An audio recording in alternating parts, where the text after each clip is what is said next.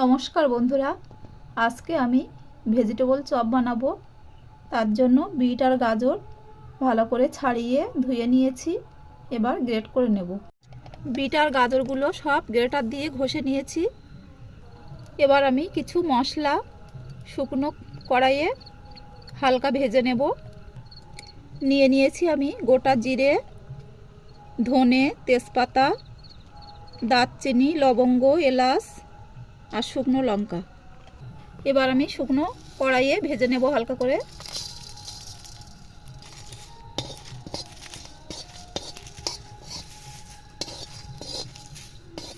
মশলাটা হালকা ভাজা হয়ে গেছে। এবার হালকা ভাজা হয়ে গেছে, এর থেকে বেশি ভাজা হলে পুড়ে যাবে। এবার নামিয়ে নেব।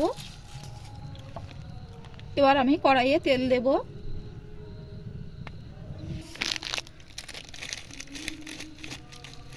এবার আমি কিছু চীনাবাদাম তেলের মধ্যে দিয়ে ভেজে নেব।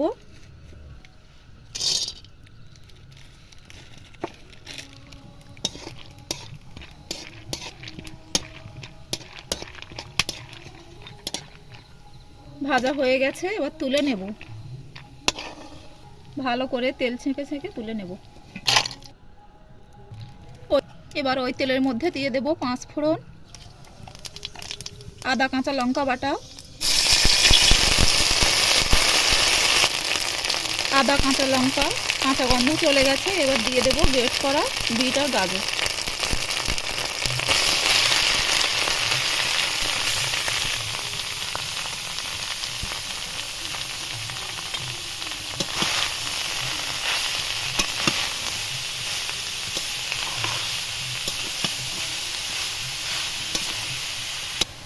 আগে থেকে আমি কয়েকটা আলু সেদ্ধ করে রেখেছিলাম, সেই আলুগুলো গ্রেট করে দিয়ে দেব।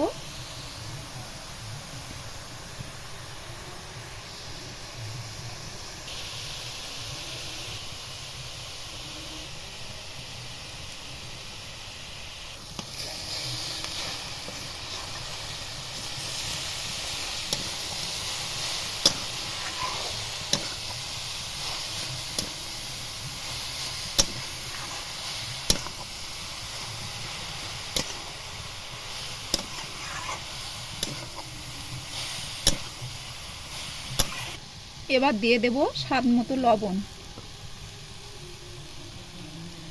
সামান্য একটু হলুদ গুঁড়ো দেব, অল্প পরিমাণে চিনি দেব।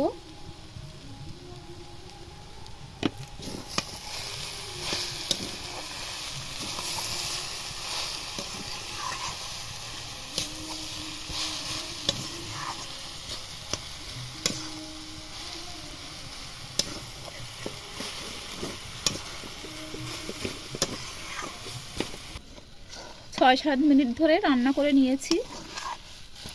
এবার আমি ভাজা বাদামের দানা আধ ভাঙা করে দিয়ে দেব।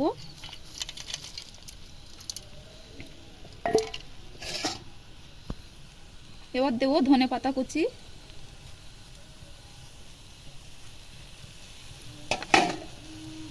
ভাজা মশলার গুঁড়ো,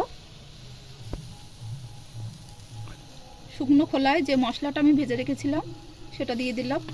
এবার একসাথে মিশিয়ে নেব।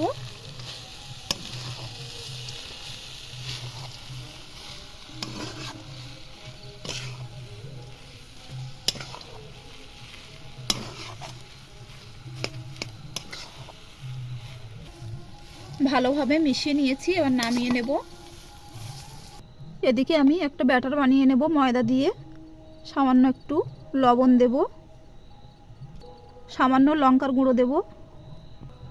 এবার জল দিয়ে ব্যাটারটা বানিয়ে নেব।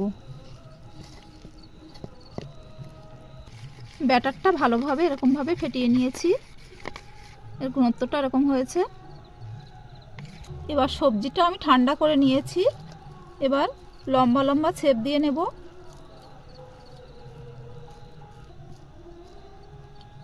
এরকম করে নিয়েছি, আপনারা চাইলে গোল গোল করে নিতে পারেন। এই শেপের আমি বানিয়ে নিয়েছি। এবার আমি একটা একটা করে নিয়ে প্রথমে ময়দায় ডুবিয়ে নেব। শুকনো ময়দায় কোট করে নিচ্ছি, তারপরে ময়দার গোলা এবার বিস্কুটের গুঁড়োয় কোট করে নেব।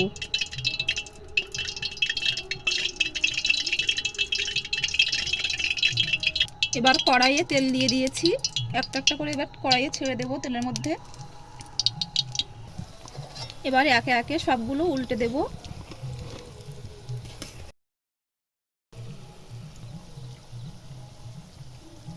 সবগুলো ভাজা হয়ে গেছে, এবার তুলে নিচ্ছি।